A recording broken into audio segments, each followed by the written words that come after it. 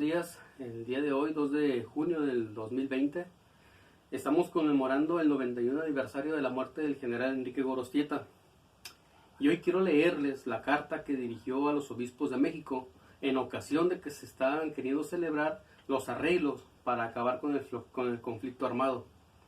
La carta del general dice así: Carta del general Enrique Gorostieta, dirigida a los obispos el 16 de mayo de 1929.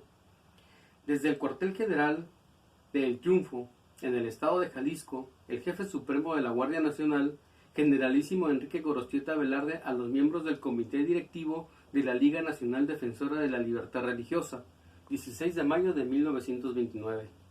Arenga del general, don Enrique Gorostieta.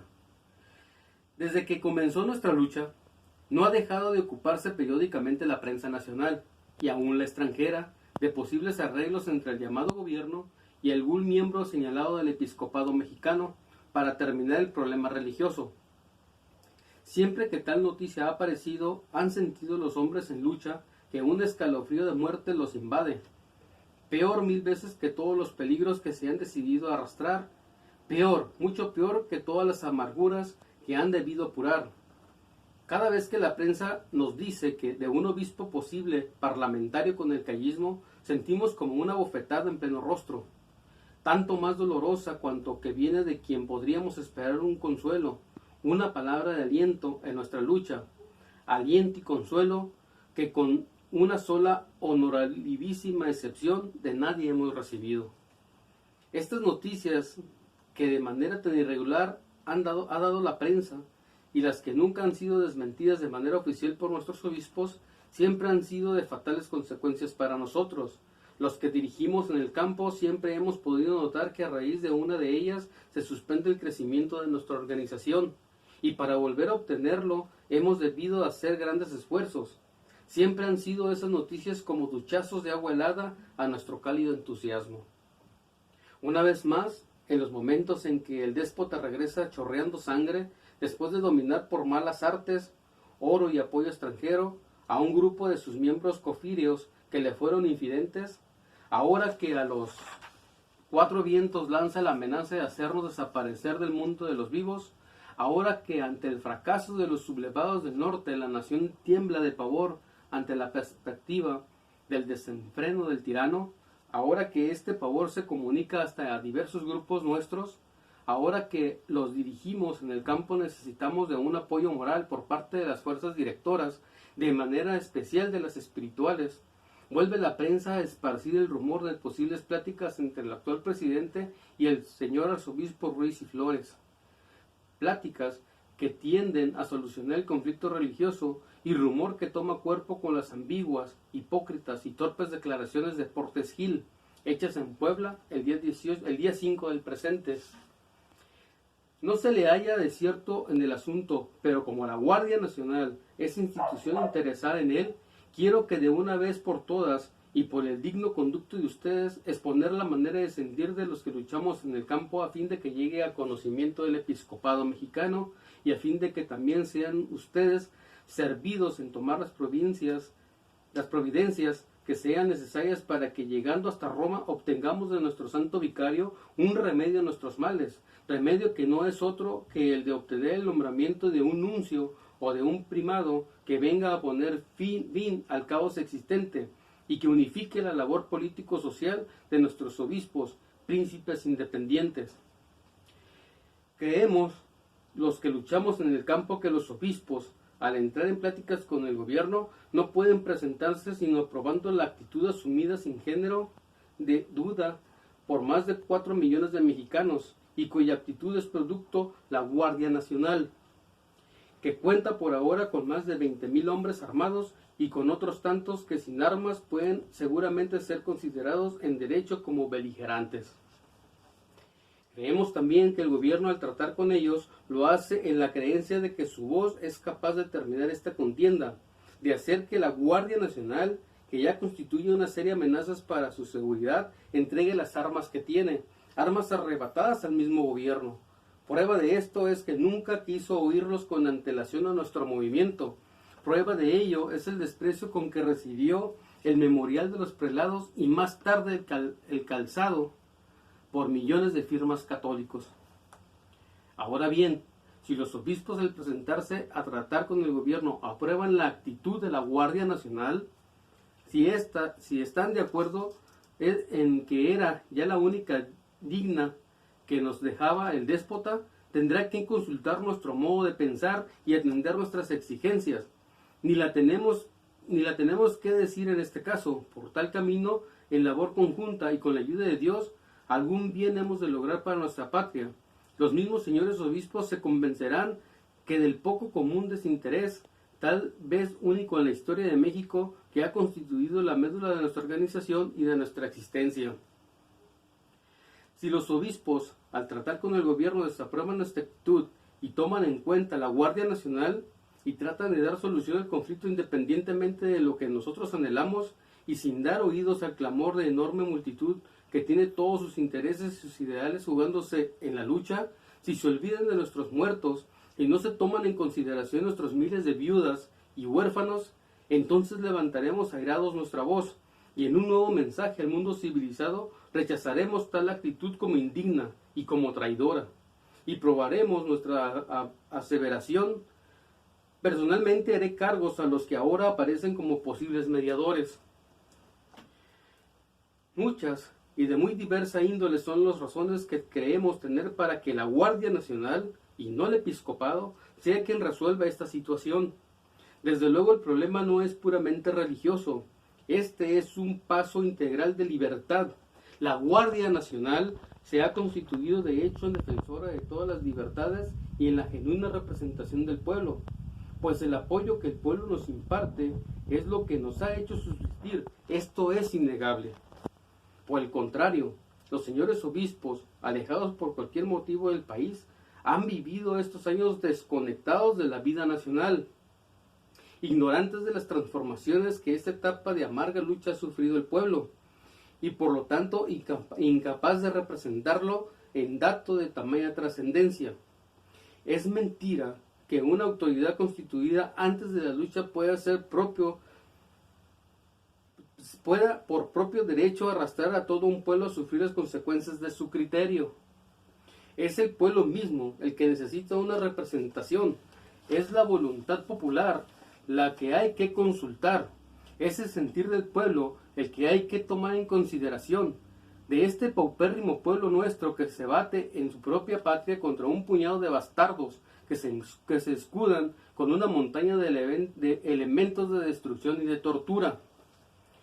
No son en verdad los obispos los que pueden con justicia ostentar esa representación. Si ellos hubieran vivido entre los fieles, si hubieran sentido en unión de sus compatriotas la constante amenaza de su muerte por el solo hecho de confesar su fe, si hubieran corrido como buenos pastores la suerte de sus ovejas, siquiera hubieran adoptado una actitud firme, decidida y franca en cada caso, para estas fechas fueran en verdad dignísimos representantes de nuestro pueblo. Pero no fue así, o porque no debió ser, o porque no quisieron que así fuera. Ahora será difícil, más bien nos parece imposible que el episcopado tome sin faltar a su deber una representación que no le corresponde, que a nadie le confiere. La Guardia Nacional es el pueblo mismo, es la institución en que el pasado y el presente se han hecho solidaria de la defensa inferida al pueblo mexicano, en un tiempo indefenso por los mexicanos traidores. La Guardia Nacional velará también el futuro por los intereses de ese mismo pueblo, de donde ha nacido. Tiene todos los elementos necesarios para hacerlo. La Guardia Nacional es el contrincante natural de todo lo que en México hay de indigno y de espurio.